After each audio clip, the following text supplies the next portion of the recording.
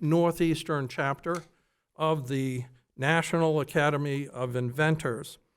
It's an exciting, very exciting meeting for us. Whenever we have meetings, each one of the meetings that we've had has had a special theme to it, and this is no exception. So the theme of this meeting is AI, artificial intelligence, and believe it or not, I was having dinner with my brother-in-law who had just retired from Microsoft, and all he could talk about was AI, and he didn't know we were having this meeting. So this is, he's a techie, he was a vice president there, but it's something that we all have to be aware of because it is going to play a major role, I believe, in our lives. And we're lucky today because we're going to have three speakers who bring different perspectives to AI, artificial intelligence. So I'm going to begin just by giving you some background information. My name is Vince Harris, and I'm a co-chair of this chapter.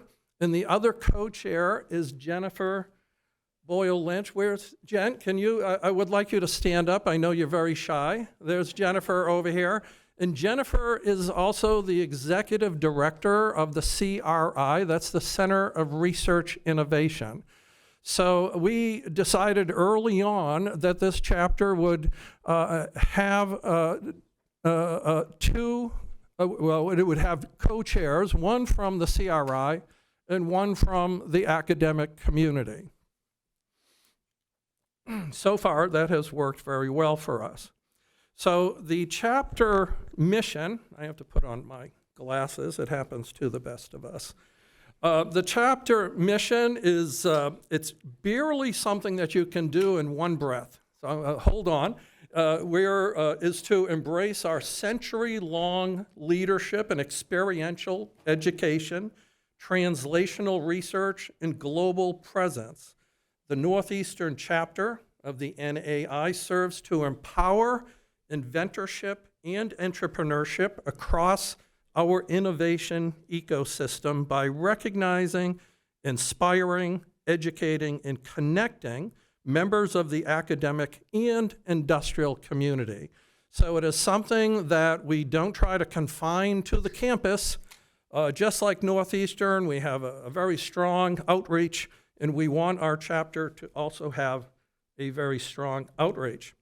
Now, about the NAI, the National Academy of Inventors recognizes and encourages and enhances visibility of inventors of U.S. patents. And one of the requirements to become a full member of the NAI is to have authored at least one U.S. patent. This is not the case for student members. Student members do not need to meet this requirement, and we do encourage student membership. Also, the NAI has fellowships. The fellow status represents a high professional distinction for academic inventors, and we're very happy to announce two new fellows from 2023 who will be recognized today. Finally, the NAI conducts policy advocacy for innovation, entrepreneurship, and commercialization to expand U.S. economic opportunity and growth. That brings my comments to a close, and we can go back to the agenda. So I'm going to, as I had said, we have three speakers, and we have our first keynote speaker is Steve Johnson, who is sitting in the front row. Steve, not yet. But I want to say a few things about Steve. And I'm going to have to go to the large print. All right. Then I don't need these glasses. Steve Johnson is a technology executive with a long track record of building innovative technologies into successful enterprises. He started his career by founding Johnson Grace Company. I'm assuming Johnson is Steve Johnson. He's nodding. Okay. And he built that on on IP that was data compression technology. And this enabled fast, easy distribution of images, sound, and video over narrowband dial-up. Now, I know you folks in the back, and I'm pointing to the students, you don't remember dial-up, all right? I do. And that was state-of-the-art for a long time. Johnson Grace was purchased by AOL, where Steve was the VP of Technology Development, responsible for bringing leading-edge media and broadcast products to market.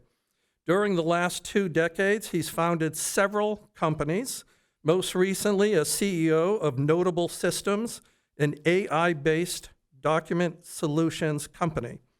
Steve is a fellow at the Belfair Center at Harvard's Kennedy School, writing about internet regulation, and he's also a senior fellow and advisor to Northeastern's Institute of Experiential AI. So with that, I'm going to ask Steve to approach the podium here and deliver his talk, and I welcome you to receive it. Thank you, Vince.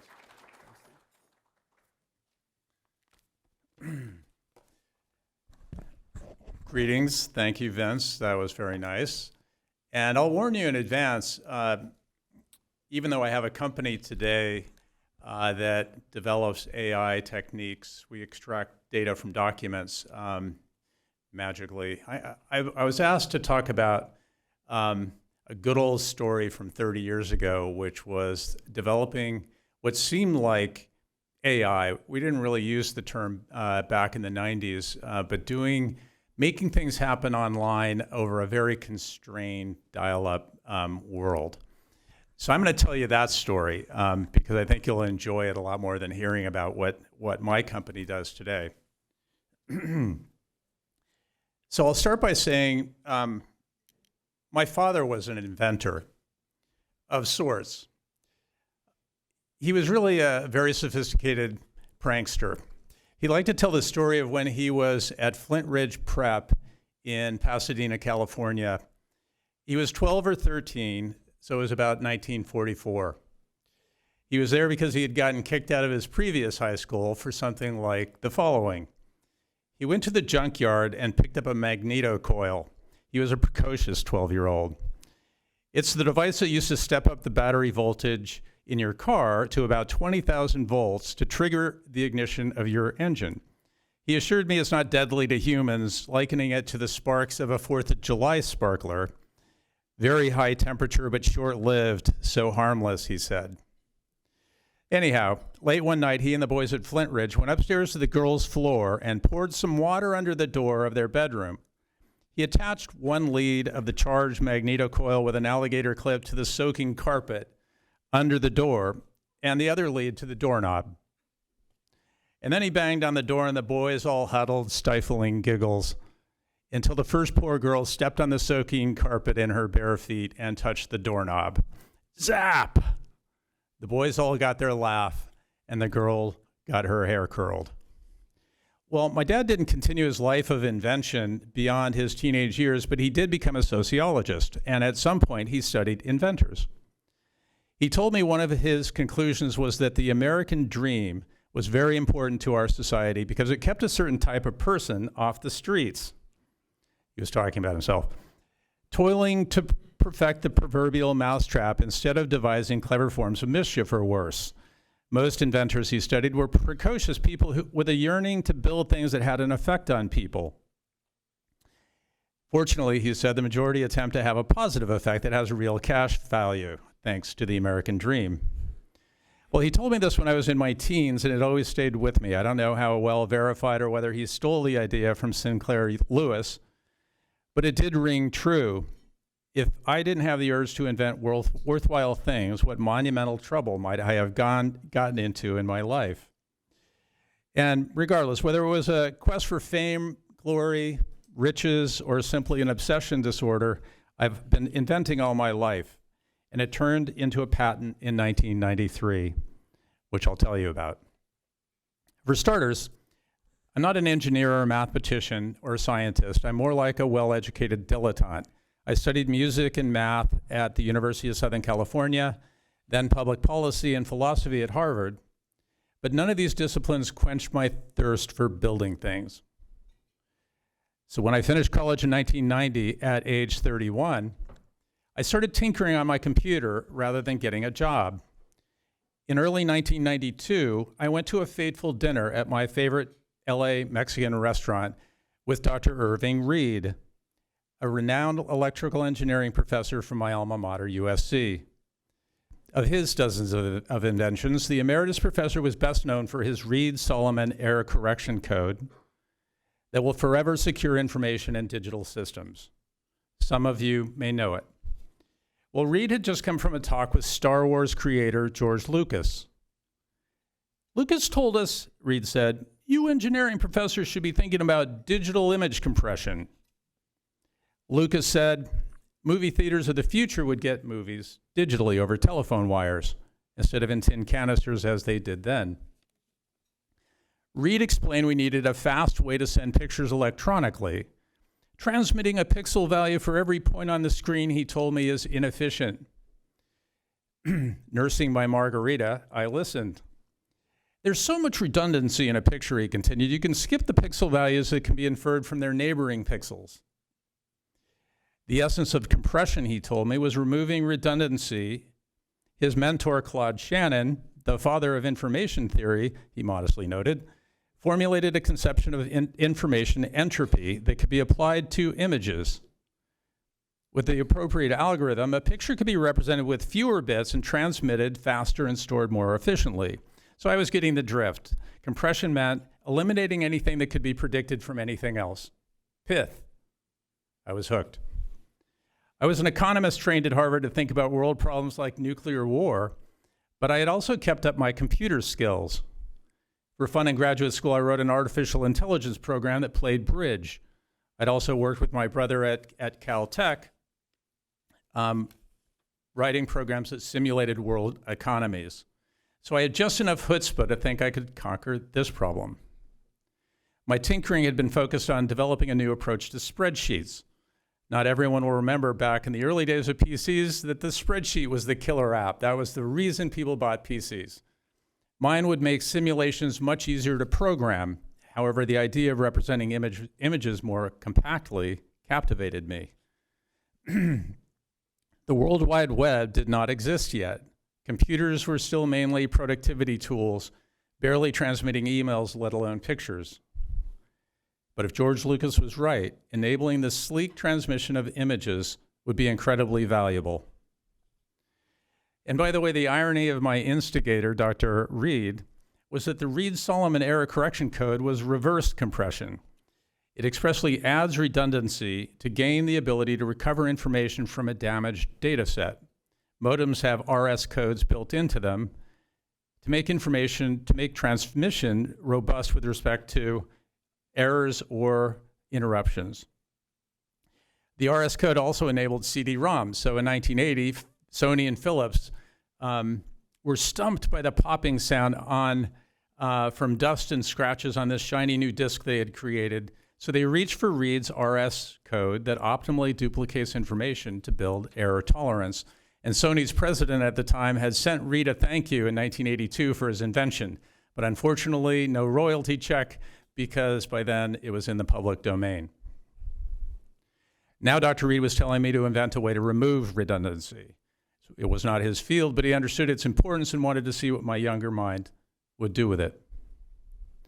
So I mothballed the spreadsheet idea, it's still available, by the way, and began experimenting with compression algorithms. Dr. Reed sent me mathematical papers explaining the discrete cosine transform, the DCT, fast Fourier transforms, vector quantization, and other techniques for reducing the digital footprint of pictures. My best friend, Chris Grace, a lawyer, and I founded Johnson Grace in a repurposed motel room in Newport Beach, California, where we would become perhaps the only company to succeed in the compression business. It was a fortunate example of the right startup at exactly the right time. My special edge? Lacking the engineer's penchant for elegance. I was okay with messiness. A specification called JPEG was based on a single method, the DCT, which ingeniously trims high-frequency information that the eye can't see. It's an elegant construct that I incorporated into my toolbox of tricks. I had realized that different images call for different methods, so I developed a way to classify a picture according to the technique best suited to compressing it. This messy multi-tool approach worked extremely well, especially at high compression rates and with a wide variety of pictures, as would soon happen on the web. After a year of discarding bad ideas, my algorithm would finally compress a 1 meg image to 10 kilobytes, or smaller, a ratio of more than 100 to 1. This meant it could transmit a picture that would normally take an hour. This is the nature of dial-up for anyone who does not remember. It would take an hour to transmit a picture, and it would transmit the picture in seconds. In addition, I layered the data so that it would progressively render, which means it would show a very fuzzy version of the picture. Something would happen very fast, almost instantly, and then resolve into a pristine image in another few seconds. This made it ideal for online transmission. Well, Chris and I knew we had something, and we'd exhausted our $25,000 of seed money. Johnson & Grace needed either a customer or an investor ASAP. It was now 1993, and George Lucas's vision of digital movie distribution was still a decade or more off. Venture capitalists had no idea what we were talking about and couldn't understand how it could make money. We knocked on the doors of video game makers who wanted to add photorealism to their software. It's a little difficult to imagine today, but they wanted to add photorealism to the software that they were distributing on floppy disks. No luck. Out of cash, we stumbled upon an investment banker who said, "I think one of my clients is looking for what you have." His name is Steve Case. He's CEO of an up-and-coming online service called America Online. In 1993, the internet was still primarily a government academic network, a year or two before the web brought it to the mainstream. Online services had two big players, Prodigy and CompuServe, and dozens of so-called bulletin board services where people could type to each other but little else. So when he said Steve Case, it didn't immediately register. Nevertheless, we jumped on the lead and sent Mr. Case's software people what we had. Case wanted to beat the big guys, Prodigy and CompuServe, in the race to pictures. Modems were slow in those days. They could modulate at only 2,400 bits per second. Transmitting a 640 by 480 image took nearly an hour, show-stopping for a consumer-friendly service. So I sent his team 3 of the most compressible sample images I could find. Among them, Annie Leibovitz's color shot of Meryl Streep squeezing her cheeks painted with white makeup. Very compressible. So rare were digital images, I had to use a scanner to scan the pictures from a coffee table book. A few days later, the young upstart America Online called to say we had the magic they were looking for. A few months later, in January 1994, 30 years ago this week, Johnson Grace won the contract to build image compression into AOL. And later that year, AOL released what it called its graphical upgrade, featuring Newsweek and Time magazine pages that resembled their print counterparts. It was an astonishing breakthrough to AOL and to the world. Transmitting pages with pictures over a network in only seconds was like listening to radio for the first time. The first impact was truly magical. In 1996, AOL bought Johnson Grace, primarily to keep Microsoft from doing so. We were, at the time, the only way to do fast pictures online, and we had patented it. After the acquisition, we went to work adding sound and video, riding the acceleration of modems from 2,400 bits per second to 56,000, enough to enable passable music, two-way voice communication, and herky-jerky video playback. The word streaming didn't apply because programs needed to buffer the data, that is, accumulate a backlog of data to play back seamlessly. Most media was not streamed, but downloaded. For the next few years, I led AOL's research and development, and we launched the first streaming sounds, video, telephony, and broadcasting on the web. And by 1999, AOL's appeal and ease of use catapulted it to become one of the most valuable companies in the world. As the web grew in popularity, AOL patented a backend called TurboWeb that recompressed all web, JPEGs, and GIFs into my format to make them 2 or 3 times faster. And they kept that system running for 20 years. Last I heard, they were doing 50 billion images a day. By 2000, pioneers like Real Networks, Amazon, and eBay were delivering entertainment, shopping, and ways to sell stuff from basements worldwide. Few of us predicted what would happen next. In 2000, cable and telephone companies multiplied the available bandwidth by another 10,000 with broadband connections that were always on, ushering the age of streaming media and cyberspace as we know it today. Well, everyone in the room knows what has happened since the internet has become the brick and mortar of the 21st century. And of course, we inventors might look at the internet as an open canvas on which our imaginations can draw. There has never been a better time to be a computer inventor. So back to my little invention story. I didn't set out to make millions. If I had, I probably would not have pitted myself against Sony, Kodak, and IBM, who were working on the same thing I was. I got captivated by a problem whose solution seemed needed in the world and put my head down until it worked. And it happened to turn out well. My dad would tell me that millions of other inventors in the world work on the same basis, out of some feeling of passion or fun or even compulsion to make things work that no one else ever has. But they don't all turn out well. We inventors don't consult actuarial tables of the probabilistic outcomes of our garage musings because they don't exist and we don't care. We can do it. Trust us. Even up till the day we were acquired by AOL, we had no idea how extraordinarily valuable this set of ideas would become. We were still debating at the top of that company and at Prodigy and CompuServe, for that matter, whether the internet was just a fad. We actually asked, who needs hyperlinks anyway? Takes you from the page. And thought email might appeal to only the most geeky of tech nerds. I may speak for many in this room when I say mapping our nascent ideas into forecasts of real-world impact is not our specialty. Our specialty is to keep going, experimenting, trying and failing until it works, or until we run out of money, or until our life partner drags us away from it and says, get a job. I have been with the same life partner, by the way, for 45 years, so she got to ride this experience. And I would even wager that the world is largely made up of the results of our somewhat eccentric behavior. And thank God there's a market in America, at least, for our behavior, and not much of a market for mischief. Thank you. Okay, that's a hard act to follow.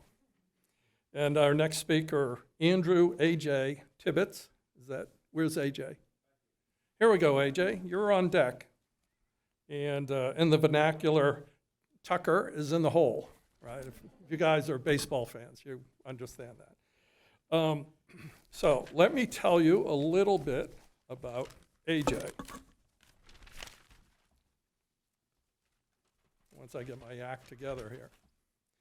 So A.J. is a former software engineer, and he provides business-oriented intellectual property and technology legal counsel for AI, software, and electronics-based technologies across a variety of domains, including at the intersection of life sciences and technology.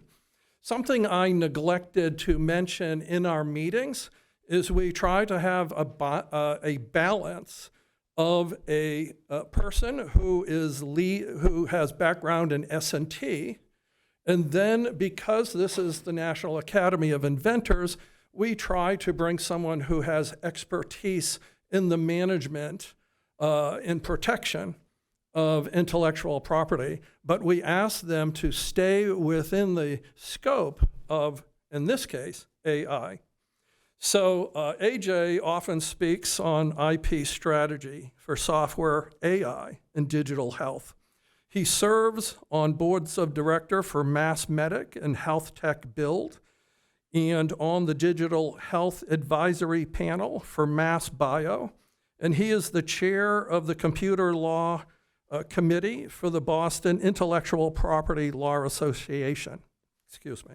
He received his BS in Computer Science and Computer and Systems Engineering from Rensselaer Polytech. Let's see, that's in Troy, New York, I think. Lovely Troy. That's a joke for people who have been into Troy. He also received his JD from Suffolk University Law. So with that, AJ, if you can approach the podium, and I ask you all to welcome AJ.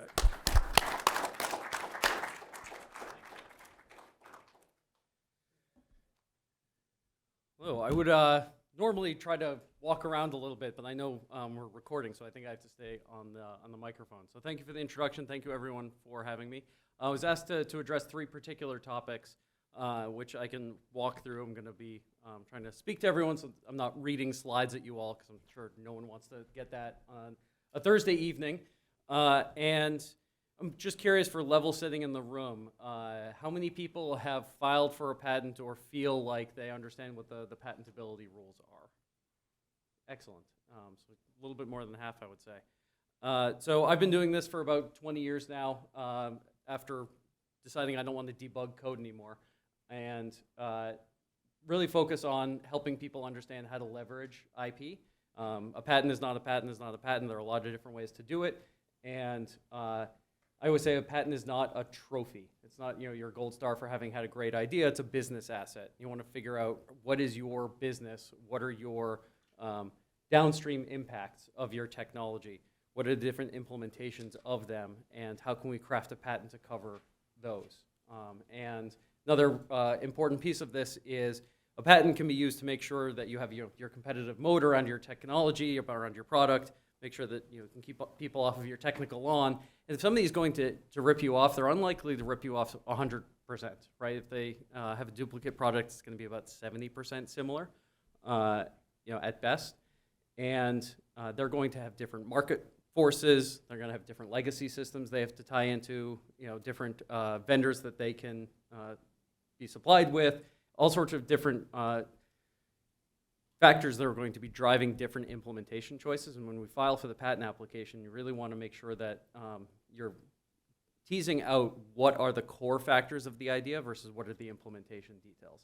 I think that's an important part of ensuring that you get good patent protection going forward. I wanted to sort of level set that, given where the audience is on some people have applied, some people have not. Hopefully the people who have applied have heard something like that before. If you haven't, then a little bit of a tip for your next patent application to make sure that you prevent design arounds and people being able to circumvent your patent. The first topic I was asked to address is speaking from the perspective of a student on campus with a good idea. What's the process that they should follow? A lot of different contents that we could cover here. I thought it might make sense to cover 3 main ideas. One is ownership. Another is disclosure obligations or downstream effects of disclosing the idea. And the third is what you should do in terms of searching. I want to start first with ownership. In the US, rights in patents first vest in the inventors. So the people who thought of the ideas. Inventors are the people who helped conceive of the idea that we're going to be patenting. People helped in other ways, important ways. Not necessarily inventors. People who helped implement, or people who are sounding boards. PIs and heads of labs, you're not always an inventor. Sometimes the grad student's the inventor. I always like to have those conversations with universities.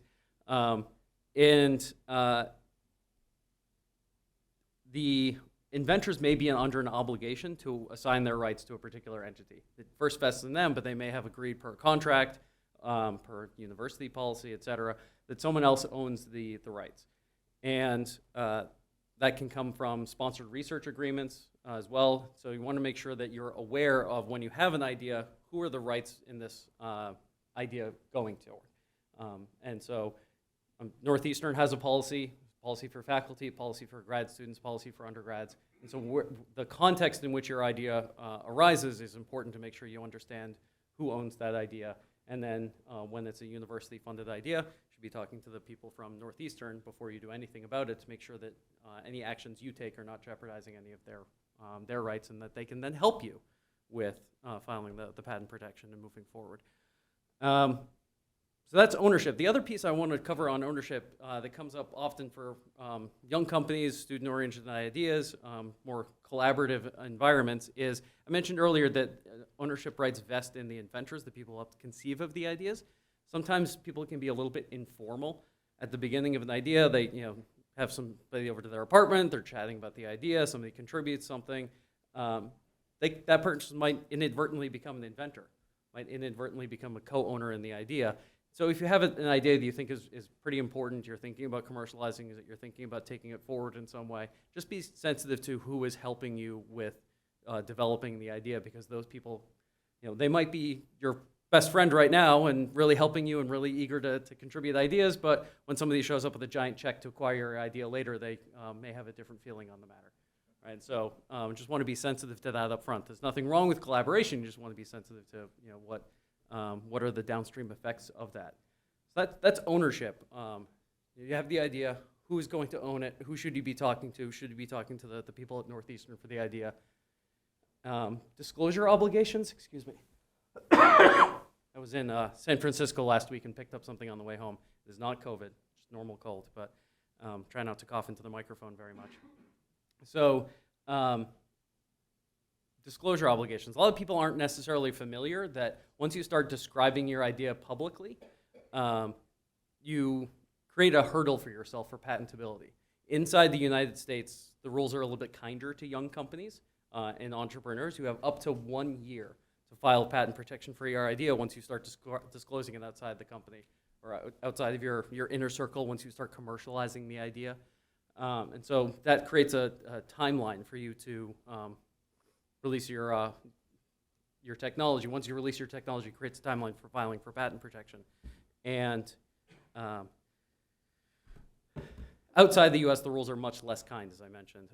Once you've released the idea into public with no obligations of confidentiality, once you've started commercializing the idea and have sold it, not just commercializing, but have sold it, you won't be able to pursue patent protection, or it's much harder to do so. Doesn't mean that you've lost all rights. You've lost rights for what you have released. And so, version 1, maybe it's a little bit difficult to patent. Version 2, if you have an improvement, you can potentially go after that. But when you're an entrepreneur, things to be sensitive to. There are timelines around these things. So the more you keep the idea close to the vest, the more you avoid creating timelines for yourself. Sometimes it's inescapable. You've got to publish that academic paper. In which case you want to reach out to Northeastern Council, figure out should we patent this first or file for it first before we publish the paper. You've got to take that meeting. Things happen, but just be sensitive to what the timelines are. And the third one wanted to mention was searching. I want to focus first on patentability searching, which is often something that people are sensitive to is my idea something I can get a patent on? Has someone done this before? Do I need to change my idea so I can get a patent on it, which I don't think is a good idea. If you have a great idea for product, charge ahead, even if you can't get a patent for it. You can do your own searching. Google Patents is a great resource. The USPTO website has a resource for searching, which is difficult to use. I feel like it's gotten worse, but they think it's fantastic. You can search for patents. What I would say the best thing to do is just do your own market research. If you think you have an idea and it's worth commercializing because there's a space in the market for it, probably a space for patenting it too. Not necessarily true, but you can do your own searching. You don't need to hire someone to do the searching. I can do it. I do it all the time. I'm good at it, but I like to tell young companies they're resource limited or young entrepreneurs. There's nothing stopping you from doing the same market research you would have done to decide whether to start a company before you file a patent application. So there's that searching, and then freedom to operate searching is a conversation I have with entrepreneurs a lot of the time. They want to know what's the risk that someone is going to show up and sue me.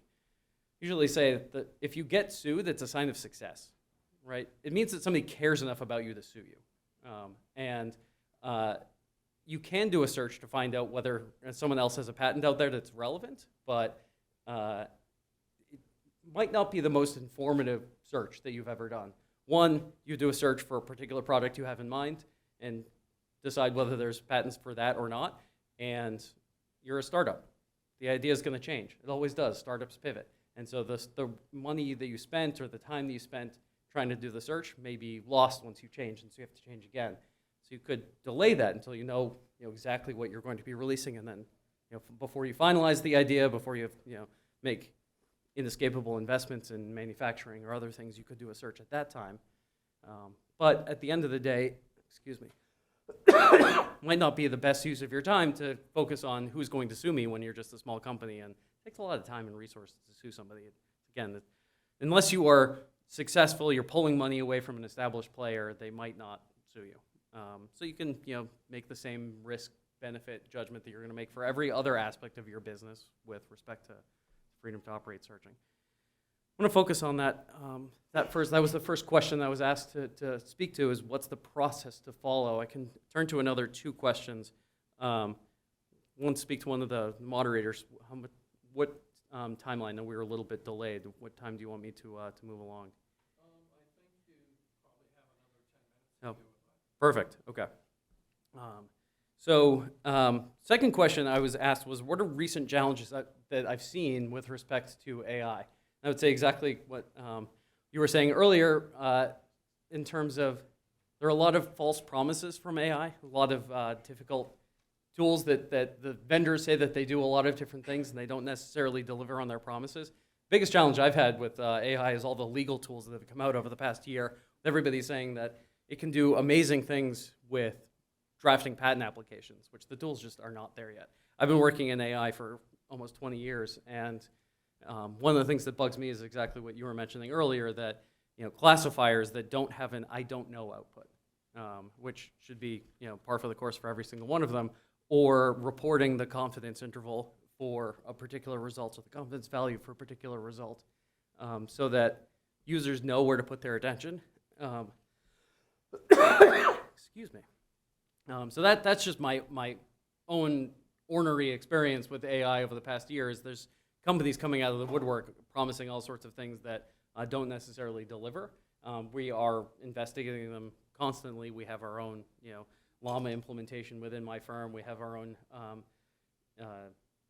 GPT-4 Turbo implementation within my firm. We're developing our own tools to use these things. We're investigating outside tools, constantly trying to figure out what can we do to get the benefit of these, but it's not always immediately apparent. As far as challenges working with clients on protecting AI, I would say it's the same difficulties I've seen for over 10 years working with clients on these.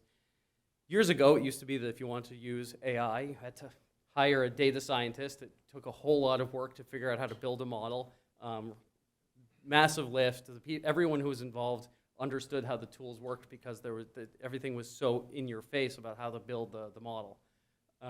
And then TensorFlow came out, similar tools came out. It was a little bit easier to download something and work with it, and so I started seeing a wave of potential clients come in, or people coming from research institutions, research hospitals, who would say, yeah, I downloaded the tool and I pumped my data through it, and I'm the first person to ever do that. Well, it's kind of just another convolutional neural network. There have been a lot of those. You may be the first person to put this type of data through, but not necessarily patentable, because there was one particular example I used. I'll shave away some of the details, but it was there was a process that goes back to the 80s for using a particular biomarker to detect whether someone was likely to experience a particular health event. So patients were sent home with a logbook. They were told to record these particular markers, these temperature or things like that, and then they could deliver it to their doctor, and their doctor would look at it and use a particular calculation to say yes or no, you're likely in the next time period to have this particular health event. And they said that worked better than the coin toss, but it wasn't perfect. We put it through an AI model, same data, making the same decision based on the same data, and it works better. Like, well, so you've got the same data, and you've got the same analysis of the same data to calculate the same result, and the only thing you've added is a downloaded AI model. And we talked for a long time about different ways that we might be able to protect that. And it's obviously a real story, so we'll skip the end of it, but that's sort of telling the challenges that were starting to arise as AI became more accessible. And I'm sure you can envision what's happened over the past year. More and more people coming out saying, well, I took ChatGPT and I put a wrapper on it, which might be great. It might work really well. Then we have to figure out what's patentable about it. How do we protect your company? Presents some challenges, but it also presents what I think of as a good way to think about patenting AI. Everyone thinks of the investment that was made in the model. They found a really good architecture for the model. They found good training data for the model. They pumped it through. They tuned the model. Everything's working out really well. So the first thought that a lot of people have is we want to protect the model. I usually say that's a little short-sighted analysis. You've got a great model now, but anyone who works with models knows that 6 months from now it's going to be a different model. A year from now it's going to be a different model. People are really hot on transformers right now. 2 years from now, I'm sure people are still going to be using transformers, but it's not going to be at the same level of hype that it is currently. Hearing great things about like liquid neural networks right now and lots of all the alternative implementations. And so protecting the model might be short-lived. The other thing is it's really hard to tell whether someone else is using your model or a different model because the details are all in the back end. And so if you protect the model, you might be misdirecting your IP a little bit. It's important, but it's short-lived, hard to detect.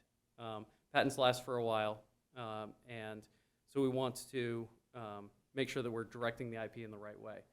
And I usually say there's sort of a three-step workflow for AI. If you think of the model in the middle, you've got the front end, which has the data curation, receiving the data, pre-processing the data, denoising the data, feature engineering that goes into it, everything that prepares the data for the model. If you've got a great set of input features, you're the first person to realize that this combination of input data has some synergies, that might be a great way to patent it because you can see the input data in someone else's. And even if going forward you use additional features, you find additional data to bring in, there's probably some core set of features that you're going to continue using, some core set of input data you're going to continue to use that might be useful to lock up to prevent your competitors from using. And then if you think on the output side, the model isn't necessarily just doing fact extraction or classifying or whatever else the model is used for in a vacuum. It's controlling a downstream process. And so thinking of the model as not the invention, but as a piece of the inventive workflow, whether it's driving a control system, if it's outputting an alert, if it's outputting data to a particular place, to a user interface, if it's got a feedback loop that's controlling something, whatever it is, that process that AI plays a role in might be the invention rather than the model. And so it's a piece of the invention rather than the invention. It's not patentable because of AI. AI is just a part of what is patentable. So I find that that's a better way to think about things. And then even when somebody comes in and says, yeah, I put a wrapper on ChatGPT, we can still find something that's valuable for them. And then when their model changes, they still have an opportunity to protect their tech. The last question I have is, running short on time, so I'll quickly address the last question that was put to me is the PTO prepared to handle AI patents? Yes. They had some challenges. They weren't prepared for a wave of computer implemented tech in the 90s, but I think these days it's a lot easier. And the PTO does a good job of recognizing when they have blind spots. I've worked with clients that the PTO reached out to us and said, we noticed that you're working in AI technologies, and we need to learn more about AI. Will you bring one of your lead engineers, one of your lead scientists in and teach our examiners about AI? And so we went down. We were given strict instructions. You're not allowed to talk about any of your pending matters. We're just here to talk about the technology. And I got the engineer into the whiteboard session and taught the examiners a little bit more about AI. So they're doing a better and better job to be prepared for the new wave of technologies these days. And I'm certainly seeing a lot of engagement from examiners on AI-driven technologies. So stop there. Excellent. Let's thank AJ. So we are lucky because we have a third speaker, and it's one of our own. And this is Professor Tucker Marion. So Tucker is a professor from Northeastern's DeMoore McKim School of Business, and he has a joint appointment, I believe, with the College of Engineering, Mechanical and Industrial Engineering Department. His interdisciplinary research is concentrated on new product development and engineering design. He is currently faculty director of the Master of Science and Management X platform and partnership innovation director for the business school. He has held product development and manufacturing positions in the automobile industry and is a 3X venture founder. So 3 times you spun out companies. If time permits, you can comment on those. It'd be interesting. He is a graduate of mechanical engineering from Bucknell University, Pennsylvania, I believe. And he also has a master's degree from the University of Pennsylvania in the Wharton Business School in technology management and a PhD in industrial engineering from Penn State. And Tucker, please come on up. And welcome Tucker here. So thank you. Being a professor, I do have slides, so no quiz though at the end. Let me see if I can get through. So, well, thank you for having me. Very excited to present what we've been doing here at Northeastern and the company that we are spinning out called ADA. ADA stands for Advanced Design Augmentation, and what it is designed to do is to help product designers and developers make better decisions much faster. And I'm going to spend some time, this isn't a pitch per se, but I'm going to spend some time talking about the process and things that we've done at Northeastern to facilitate the spin-out and the great work that the Center for Research Innovation, CRI, has done to help that process. So one of the things that I've spent my career in product development, and product development has a failure rate that has remained relatively constant since they first started measuring it in the 1960s.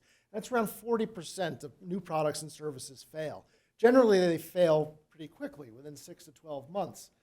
But unfortunately, even though the process has been digitized recently with computer-aided design, platforms like Slack and Figma and others, the workflow really hasn't changed.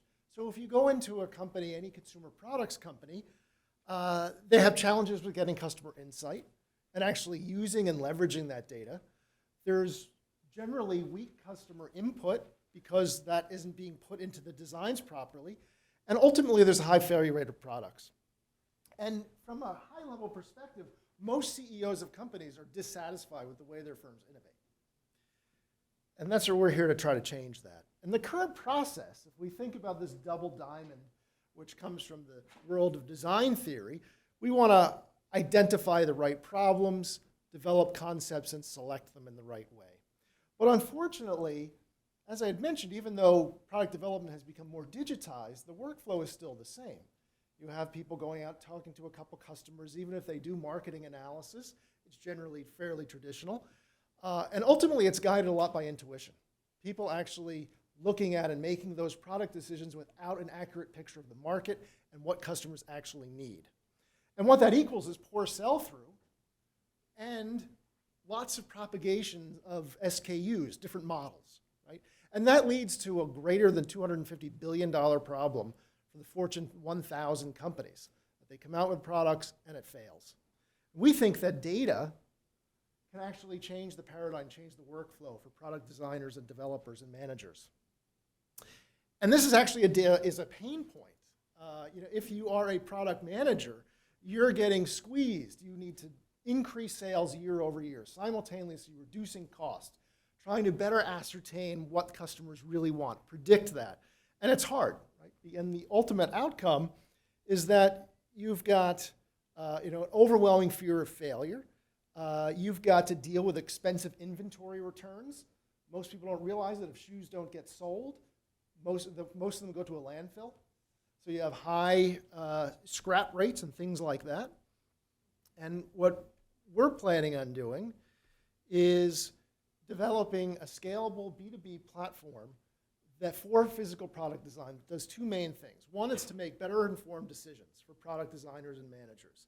And the second is to reduce time and cost to market dramatically, simultaneously improving sell-through, because you're better at capturing those needs and embedding those into design. So we do this in 3 ways. One is we have better analysis of data. Using AI and natural language processing, we can elicitate very specific product attributes and predict customer sentiment on that. So we have quantitative prediction and scoring of predictive customer sentiment on very specific attributes for a product. In our test case, which is shoes, this could be color, cushion, durability, fit, heel, impact absorption, and those sorts of things. The third step is what we can do is we embed those customer needs into novel generative AI concept development. So we can tune the output of that based upon how people feel about those particular attributes.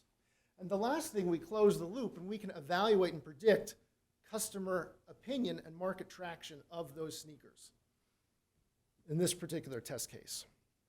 So how do we do this? Well, there's a backbone of underlying technologies and multiple technologies that are underneath this that support those different parts of the process. One of them is taking user data like customer reviews, although we can take other data as well, product descriptions and product images, and we have custom-based models that elicit and break out customer sentiment on very specific attributes, including latent insight, which is one of the most difficult things that we have cracked over the last 4 years. The next is being able to generate concepts using novel Gen AI architecture that increase novelty and diversity of designs, and not just cartoonish designs. These are actually trained to the silhouettes and to the features that real products have. And then ultimately using a multi-data perspective is concept evaluation, using text and images to predict how a product will perform in the marketplace. In relating to AJ's talk, one of the things that was important for this particular project was to think about this from an intellectual property perspective. We are in a university. This is a university research project. In 1980, the Bayh-Dole Act passed. And if we have sponsored research from the National Science Foundation or the National Institute of Health, that means Northeastern owns that intellectual property. So our researchers using university resources, we have to disclose that information. If it looks like it could be protectable, then Northeastern will go through that process and ultimately license that out. And that, for us, beginning this project 4 years ago, it was important for us to look at each piece of the puzzle as a part of a portfolio. And our intellectual property consists of both trade secrets and also with a strong lens towards process-oriented patents is to protect what we've done. The other challenge that we have is that being a university and being academics, part of having a project that's funded by the National Science Foundation is productivity and academic research. So we have to go out to conferences. That's one of the challenges, is that we don't want to go out and present a paper and show a model that can be reproduced, and therefore losing any kind of potential intellectual property that may be ours because we develop it. So that's a balance that we have to make and decision. One of the things that was important for this particular project is the team. When we began the project 4 years ago, one of the things that the National Science Foundation liked the best was the fact that this is an interdisciplinary project. Northeastern is an interdisciplinary university, has been for a long time, and increasingly so. And the capabilities and the complementary skill sets of having mechanical industrial engineering, computer science, design theory, and business are really impactful. And that has been since the beginning of this project. And then we also have all of our PhDs on this project have been interdisciplinary PhDs, both in design, computer science, and engineering. So that core team still remains, and our 4 co-founders, of which I'm one, will continue in a capacity going forward. The other thing that's a challenge with a university spin-out is there are a couple ways you can do that. One is maybe you have the graduate students that are getting their PhD and take that intellectual property out. They license it from the university and start a company. In our case, that wasn't going to happen because, number one of our first PhD students, who is fantastic, got a postdoc at the University of Pennsylvania. She wants to be an academic, which is great. She'll be very successful at that. And the other wanted to go into work for a larger company rather than going through and starting up a venture. So that means we have to do one thing. We have to find a CEO. And that's going to be challenging, right? So we have to build the team that's going to take this out. That's one of the things that we've spent the last year building, is a team that's going to take this out, spearhead fundraising, and launch this to the next stage. We've been able to do that with a couple of different ways. I will talk about our history in a second. But in terms of the market, our market hits design tools, collaborative design, user research, and design consulting. Our business model is a SaaS model for targeting product managers, customer insights teams, and designers. And our competition, we sit in a very unique space. There are market insight platforms. There are platforms like Onshape for design. We bridge that gap, and with a particular focus on the upfront of product design and development. In thinking about the progress over time, the project really started in 2018, 2019. And it started with a Tier 1 grant to one of the co-founders of one of the pies. And that $50,000 enabled some key research in natural language processing and being able to elicit customer sentiment from user reviews and customer data. In 2021, we received a significant National Science Foundation grant. And the main purpose of that was to advance both generative AI, concept development, and the elicitation of latent needs, those unobvious needs from user information, which, as I had mentioned earlier, is the most challenging part of the project. And this is where, at that point, we didn't think that we would start a company, even though we had very good collaborators initially on the NSF with PTC and Puma, the shoe company. Our test cases been shoes from the beginning for various reasons. But in 2022, based upon feedback from external collaborators and businesses, we decided that maybe we could do something with commercialization of some of the patents.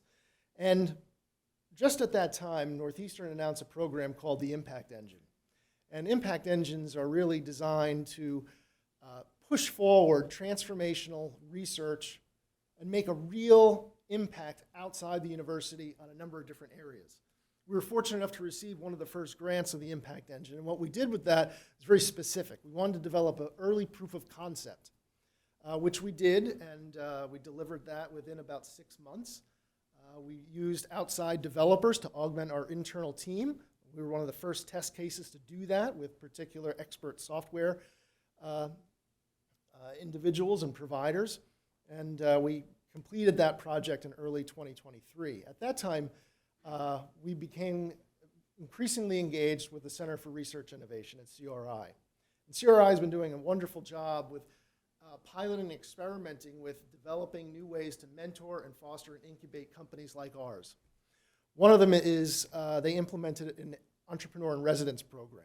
So we had someone who was a vice president of Amazon be an entrepreneur in residence. Just by happenstance, it actually was a colleague of mine that I knew before, and we found each other just because he liked our idea, not that he knew who was part of the project. That person is still on the project and actually will be a principal investigator on SBIR with Gen AI and 3D CAD coming up in this year. We received non-diluting grant funding from CRI, which allowed us to go from a very early proof of concept to a much more revised and refined one that we could test product market fit. And ultimately, right now, we have spun out the company. We have a CEO, advisor team, also CTO coming on board, and are looking forward to obtaining additional seed funding and moving forward. Again, we're a very early venture. We hope to have a wonderful success that we heard about earlier. But the transition from academic research to a company that is moving forward and developing product market fit and getting early revenue is very challenging. And I think that one of the things that has been so amazingly beneficial to us is the support that Northeastern University has given and all the mentorship and the different services that have been afforded to us by CRI. And we really view it as one of the first test cases of how we might be able to move forward with this sort of deeper tech venture and spinning out of the university. Thank you. I have the pleasure of introducing a dear friend of mine. His name is Ken Blank, and Ken is going to come up soon. And Ken is, just to give you a little bit of background, he's a demonstrated innovator and effective academic leader in building high-impact, sustainable, use-inspired research programs. Ken has, I've known Ken for probably too long. I think we should just stop. But Ken has been a vice provost for research for 3 R1 universities. That's a top-tier research level university, and Northeastern was one of those. Am I correct? Yes. And he presently serves on the board of directors for the New Jersey Innovation Institute, and he's a fellow and a board member for the National Academy of Inventors. He is presently the president of University Research Strategies, LLC. So there's another entrepreneur. So Ken, can you please come up?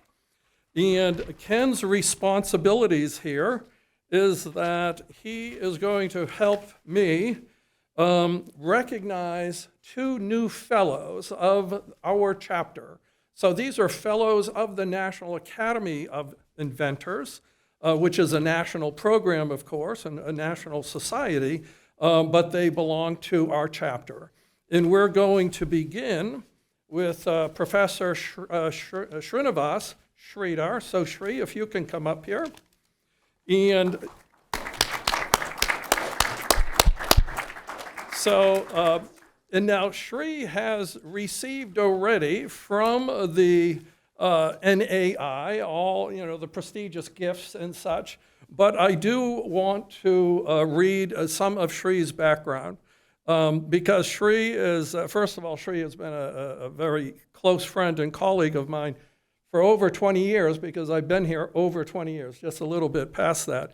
And he's a university distinguished professor of physics, biomedical engineering, and chemical engineering here at Northeastern. He's also a lecturer on the topic of radiation oncology at the Harvard Medical School.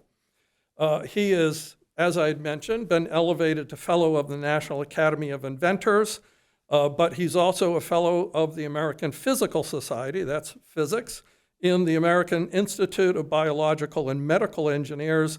He has published over 450 articles in the area of nanomedicine, magnetic resonance imaging, neurotechnology, nanophotonics, metamaterials. And years ago, Shri, when I think I was a student, you were a professor, quantum chaos, superconductivity, and collective or cooperative excitation in materials. His paper in 2003 in the journal Nature was listed as a breakthrough paper by the journal Science. Shri has 10 awarded patents, and he has founded 2 startup companies, very apropos for today. And Shri has received recently a diversity award from the Biomedical Engineering Society because he has mentored more than 1,000 students, scientists, and young faculty. So this example is, this is just to recognize Shri, and I want to ask you to join with us. Thank you, Shri. The other person is Raymond Fu, and I think Raymond was pulled away for an overseas conference, but he also was elevated to fellow, and he received his PhD in electrical engineering and computer engineering from the University of Illinois, Urbana-Champaign. And he is a distinguished professor affiliated with both the College of Engineering and the Curry College of Computer Science. And he, boy, you can't keep up with these people, he has published more than 500 scientific publications. They obviously don't sleep. He has 40 patented inventions, And he has started 4 spin-out companies from Northeastern. And he was a CEO of an AI startup company. It would have been really wonderful to have him here, and he was almost here, but he got pulled away. One of his companies was purchased by, I won't get this right, Shiseido, I think it's a Japanese. Thank you. Shiseido. David knows a little bit of Japanese. Yes, yeah. Which produces makeup. I think it's probably one of the largest companies in the world for that. And that was a very successful acquisition. Ken, would you like to speak on behalf of the NAI? I will say that Ken was one of the founding charter fellows when NAI was founded. Can you speak a little bit about our parent organization? Thanks, Vince. The great thing about going late is that everybody's already said everything there is to be said. Vince gave in his first introductory slides 3 points, 3 of the major points about the National Academy of Inventors. And I'm here as both a fellow and as a board member to give my greetings on behalf of Paul Sandberg, Dr. Paul Sandberg, who is the founder and the president of the National Academy of Inventors. And the National Academy of Inventors has actually been recognized and has an MOU by the USPTO as the National Academy of Inventors.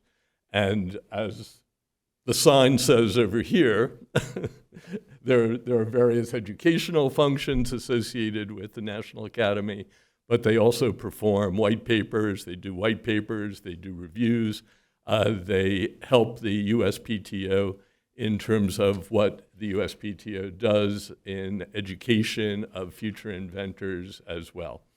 It's a very vibrant organization, and this chapter, it's a delight to be here for this annual meeting of this particular chapter because I have so many friends who are here at Northeastern as well. With that said, the only other thing that I would point out is that the importance of the chapters is that when I was in graduate school, chiseling on stone to take notes, there really was no such thing that was taught to us, or nobody talked about the opportunity to be an entrepreneur. It just was not in the DNA of academia at that particular point in time. And so to see chapters, to see the activity of the CRI under your leadership is just amazing. It's terrific to be able to see it. And I hope that everybody here takes advantage of the opportunity. Tell your friends, let's build this chapter, let's keep it building, and let's get more people involved in entrepreneurship that will be producing products that will benefit society. Thank you, Ken. Another dear friend of mine who was my boss for several years, and that is the Senior Vice Provost of Research and Vice President of Innovation at the Northeastern campus. I think I'm missing some of your titles. I apologize. And that is David Lezzi. David arrived at Northeastern in 2007. I had arrived in 2003, so it was right around the same time.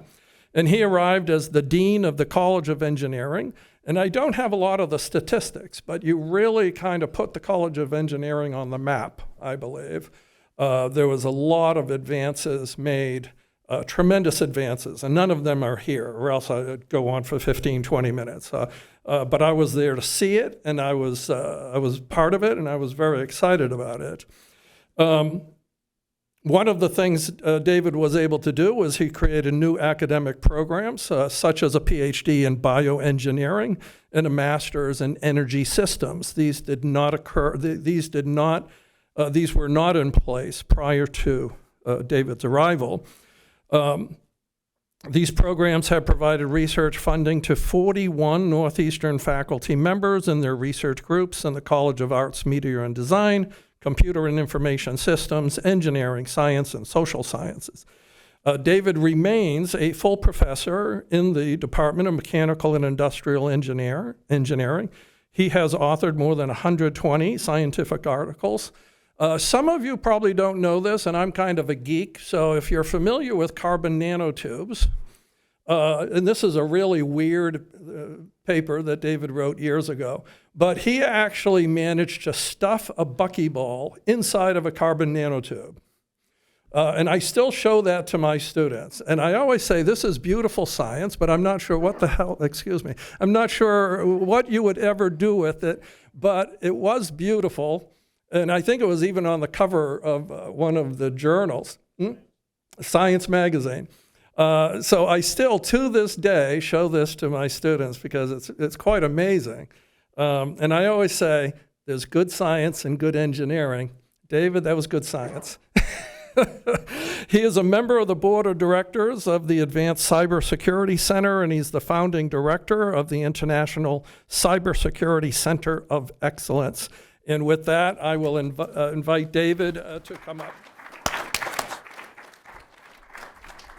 Yeah, let me start off by saying, as I guess the senior representative from the university here, I want to thank, it's a great privilege for us to have my dear friend and the university's dear friend, Ken Blank, but also, tremendous that Northeastern has this connection to somebody that actually sits on the board of directors of the National Academy at the National Academy level. So, Ken, thank you very much for coming here and joining. And then, where did Jen go? Oh, there she is. Okay. And I do want to ask everybody to give a round of applause to our two co-directors or co-hosts, right, of the chapter here. So there's no time for me to talk about my history because, but I do want to ask how many students here are actually active in research labs? Okay, we have several students here active in research labs. So when you think about the way that, and the National Academy of Inventors, of course, has this rule that doesn't apply to students, which is, you need to have one patent.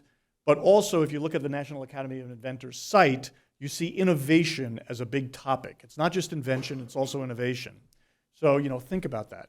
But as you work in your research labs, don't worry about having to find the one magical path to inventorship. Because my story, which hopefully I'll come back someday and tell in more detail, talks about, it really speaks to multiple paths. So the, what's the number one, on Warren Buffett's list of the top 10 things to do in investing, what's number one in his list? Does anybody know? Invest in what you raise your hand. Go ahead. No, that's not it. It's invest in what you know, okay, where you are an expert. So as you work in your lab, you are the expert in what you're doing in your lab. And that can be a tremendous advantage in terms of understanding the need. And that is the story of my first invention. The second one is discovery of not clearly useful science can actually be turned around into invention. And in fact, the filling of carbon nanotubes with buckyballs, which we called pea pods, which was a marketing play, in any case, ultimately led to patent, became invention, was discovery originally, became invention, spun out as a company. We evolved the technology in that company to be now applied to a useful application, and that was eventually purchased by Danaher. Okay, so ultimately that was, okay, so then there's a third example that I have. So someday I'll come back and talk about those. I had to say that. Okay, in defense of science, sometimes it leads to useful stuff. Okay, anyway, so it's my pleasure to actually get to the further meat of the meeting here, which is to introduce new members. And is it Ken? Ken, you're going to come up and help me with this? And then also honorary members, and then we have 2 awards to give out. Okay, Okay, so we have new faculty members. We have a bunch. I think, Jen, the total number is like 8, right? Or something, and we have 5 present. Yeah, okay. So tell me, Jack left. Okay, fine. So the first person I'm going to introduce as a new member, faculty member, is Professor Amin Bouznaina. He's a University Distinguished Professor, my compatriot in Mechanical and Industrial Engineering, and affiliated faculty in Electrical and Computer Engineering inside the College of Engineering. Amin.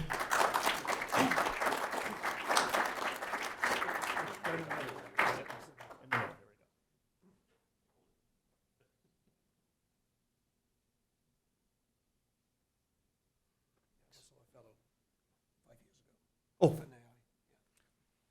and a fellow of the National Academy of Inventors. Second member is Professor Jeffrey Roberti, who's professor of bioengineering and affiliated faculty in mechanical and industrial engineering.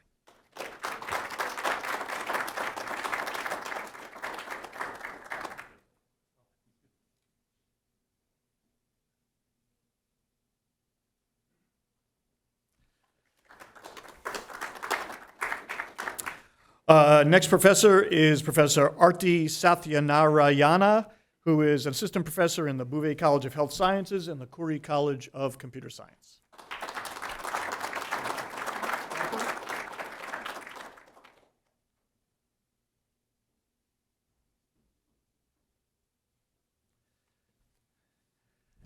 And finally, Professor Dakhua Wang, who's associate professor in Khoury College of Science and College of Arts, Media, and Design, who has delegated his student, Tommy Ju, to come and accept the award on his, or the thing on his behalf.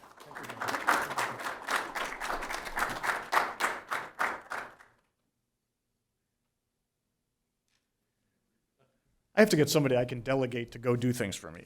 Okay. All right, so now I'm going to introduce, everybody's here for honorary?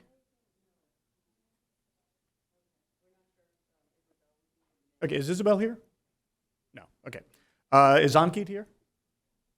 Oh, great, okay. Next is National Academy of Inventor Chapter Honorary Members for 2024. The first one in the area of quantum photonics in the College of Engineering is Ankit Maisuria.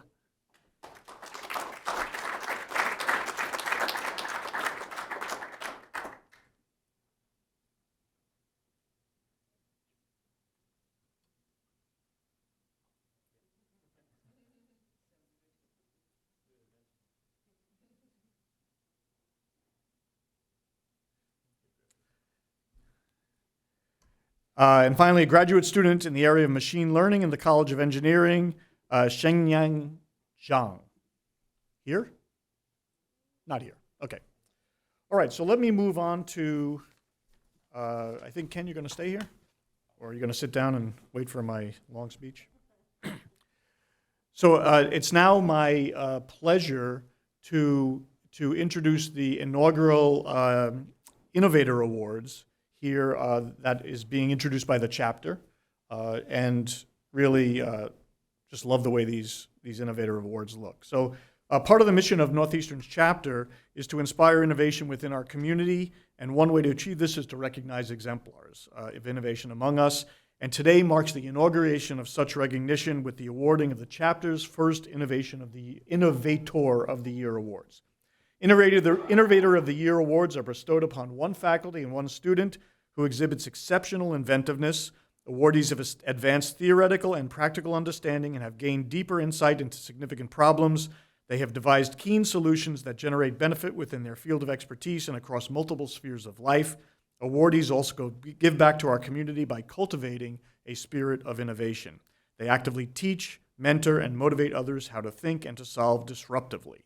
So it's my pleasure to get to the Innovator of the Year awards. I'm going to start with, there's one for student and one for faculty. I'm going to start with the faculty award, and it is my pleasure to introduce our first inaugural Faculty Innovator of the Year award recipient, who is Professor Meni Wanunu. No, Meni, hang on. Oh, and actually, you can come up here and stand while I talk about you. Okay. Academics celebrating academics. You can't get better than this. Okay. So Northeastern's first Faculty Innovator of the Year award is Professor Menia Wanunu. He is a professor of physics and bioengineering and ranks among the top 2% of scientists worldwide for most citations in 2023. He is co-director of the Costas Advanced Nanocharacterization Facility and principal investigator of the Wanunu Lab. He's a leader in the development of next-generation DNA, RNA, and protein sequencing methods. Combining optical and electrical measurements, he can isolate and measure single molecules on the nanoscale with extreme sensitivity and precision. The ability to investigate molecules at this level of detail opens new horizons in research, diagnostics, and drug discovery, potentially leading to the development of safer and more efficacious treatment options for patients. Dr. Wanunu's penchant for innovation is evidenced by his research output. He has 13 issued patents and 4 pending, 31 technologies on the books. Is that in Las Vegas? I mean, I'm not sure what that means, but somebody wrote it. Okay. 2 of which are licensed, 2 have options, and others have serious industry interest. With over 80 articles published and 15,000 citations, it is fair to say that Professor Wanunu is passionate about his research and that this passion translates into discoveries fueling the inventiveness of others. And if I can add just a personal thing that always gets me excited about the potential future in terms of research coming from Meni's lab, is this idea of this concept of this kind of holy grail, which is sequencing of DNA, RNA in a chip-like modality, where you can go to parallel processing for massive amounts of characterization very quickly. And that, of course, will factor tremendously into the whole AI revolution if that amount of data is created. So we're all hoping that this convergence happens, but you're on the path. Great. Congratulations.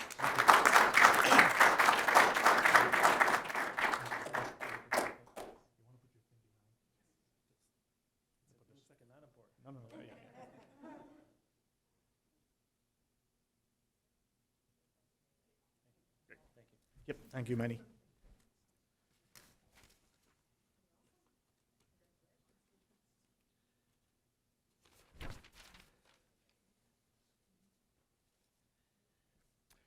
And our student award winner is Daniel Braconnier.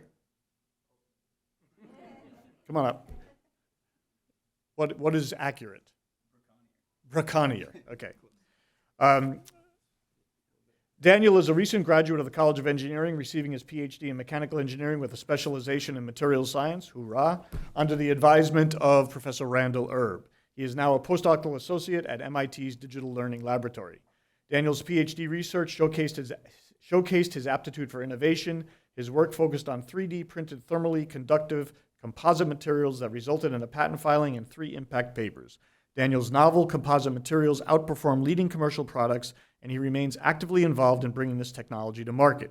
Daniel's time at Northeastern was marked by excellence. He was the lab manager at the Directed Assembly of Particle and Suspensions, or the well-known DAPS lab in mechanical engineering, and the College of Engineering PhD Student Council chair. His excellence has been recognized by others as well, receiving multiple fellowships and awards over the years, the most recent award being Best Poster at College of Engineering's PhD Conference in 2023. We are proud to recognize Daniel's innovative achievements here today, and we look forward to the future impact he will create. Congratulations, Daniel. Take a picture.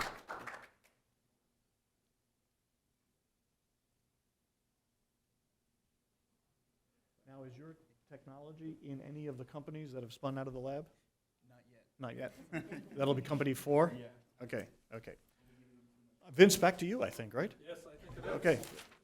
And I want to thank everyone for staying with us. My job now is to bring the meeting to a close, but I do want to encourage further communication. If you have questions for the speakers who presented here, and I had to kind of cut you off or cut those questions before you got a chance to ask them, you might be able to corner them. I think we still might have some food out front. So if you want to kind of hang out and network further, please take advantage. Otherwise, I want to thank you all for attending, and I really hope to see you at the next quarterly meeting. Thank you very much.